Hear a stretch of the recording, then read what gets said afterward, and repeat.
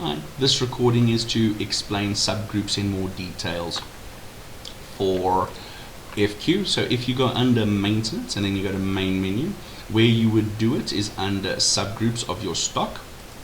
On your stock groups over here, here are your main groups that you'll go and set. For this particular example, I'm going to discuss hard drives. So if I say hard drives, here are all my different hard drives with different subcodes at this point in time.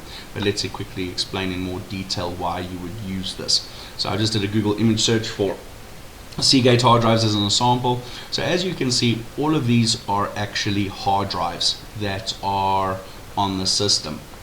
And so that would be its group that it would be booked under. So in the jewelry industry, let's pretend watches. You have a group called watches. Now, or rather, you might even be more specific, a group type, instead of being normal watches, you will go, it is Mont Blanc watches or Michel Herbelin watches. So in our case, we could go, it's Seagate hard drives, or then we've got Western Digital hard drives. However, we just do it at hard drive level. And then inside that, so when it comes to hard drives, so let's pretend we're doing a group for Seagate hard drives. Inside there, we now have different models. We have an external, we have internals, we have internal 3.5s, and we have laptop hard drives 2.5 inches, and that is what it all goes. And then obviously with that we even have size, 2 terabytes, here's a 1 terabyte, here is a 4 terabyte, so on and so forth. So it just starts going up. So I actually need to know how many external 1 terabytes I have. I need to know how many external 2 terabytes I have in stock. I need to know how many internal desktop 1 terabytes, 2 terabytes, 4 terabytes I have in stock. In watches, you would want to know, let's say Mont Blanc watches of this Mont Blanc watches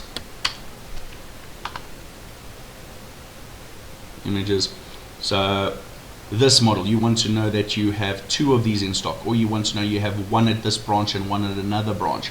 So even though you need to know that this item, in which case if you had watched the stock type videos, is a single item, you want to know this particular model is available. I do have it in stock, because you don't want to search, show me all my watches, and then have to scroll down and try and see all your watches. You would be able, if the client is in front of you and they want to know if you have this one in stock, you can search for it, and if you don't, at least be able to show you in another location, I have X amount of this particular item.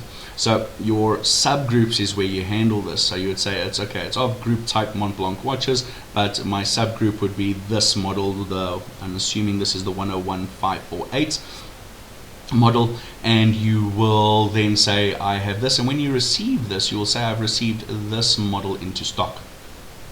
So that is why you would use subgroups, to be able to locate stuff.